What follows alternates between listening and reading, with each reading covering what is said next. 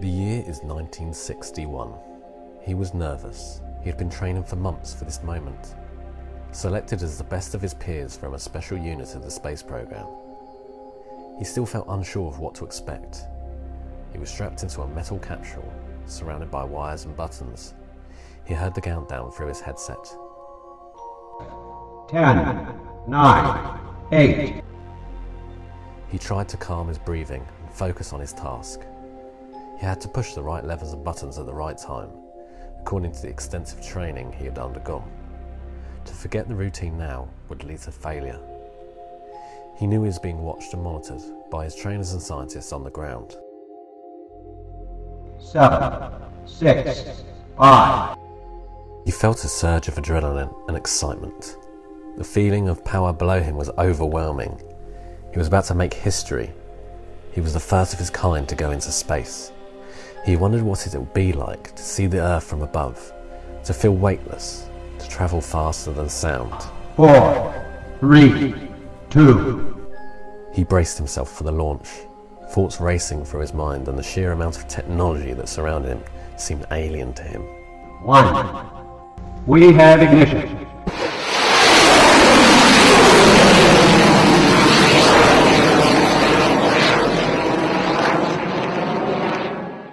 He felt immense pressure pushing him into position. The thrust was unbelievable. He was lifted off the ground and into the sky. The stress he felt was nearly unbearable, and he felt terror, but he knew he had to remain calm. He saw the blue sky turn black. He felt his stomach drop and his heart race. He was in space. He looked out of the window and saw the curve of the Earth below him. It was beautiful. He felt a sense of awe and wonder. He also felt a pang of loneliness. He missed his friends and family. He wondered if they were proud of him. He heard a voice through his headset.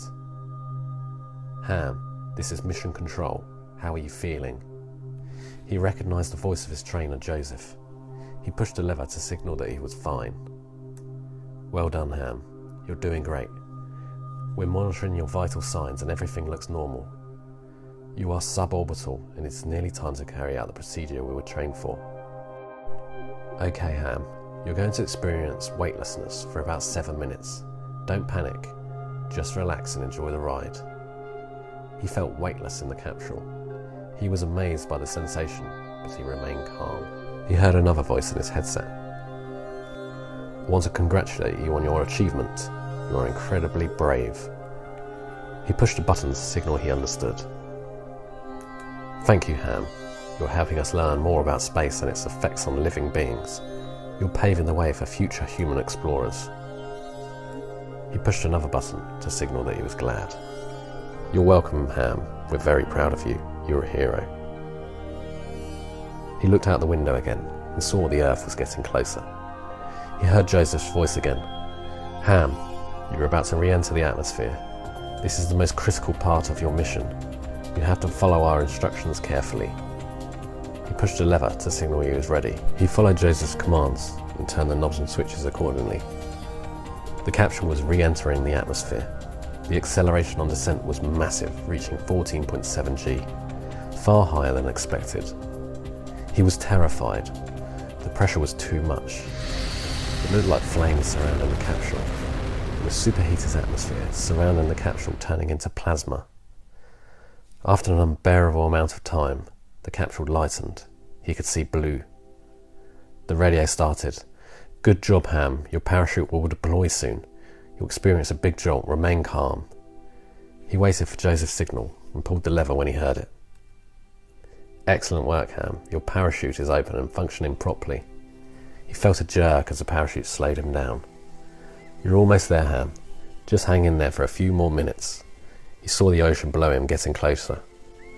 "You're going to splash down in the Atlantic Ocean near Puerto Rico, 400 miles downrange." He heard a splash as he hit the water. "You did it, Ham. You completed your mission successfully. We're sending a recovery team to pick you up." He felt relieved and proud. He completed all his tasks correctly. This is, of course, the slightly elaborated story of Ham the chimpanzee, the first great ape to be sent up into space and return. Ham was born in July 1957 in Cameroon, was captured by animal trappers and sent to work with the US Air Force. He was trained to do simple tasks in response to lights and sounds, and he received rewards or shocks depending on his performance. He was launched into space on January 31st, 1961 on a suborbital flight as part of Project Mercury. He was the first ape to travel into space. He had to push levers and buttons during the flight, and his vital signs and tasks were monitored by sensors and computers on Earth. He performed well, and despite experiencing stress, weightlessness, and in high acceleration, he remained mostly calm throughout the flight. He survived the flight, but nearly drowned when his capsule started filling with water after landing in the Atlantic Ocean. He was rescued just in time by a helicopter team and given an apple as a treat. After his flight, he lived for 20 years in a zoo in Washington, D.C., and then a zoo in North Carolina. Ham's contribution to space exploration was invaluable, and just a few short months later, in May 1961, Alan Shepard became the first American in space, travelling on Mercury Redstone 3.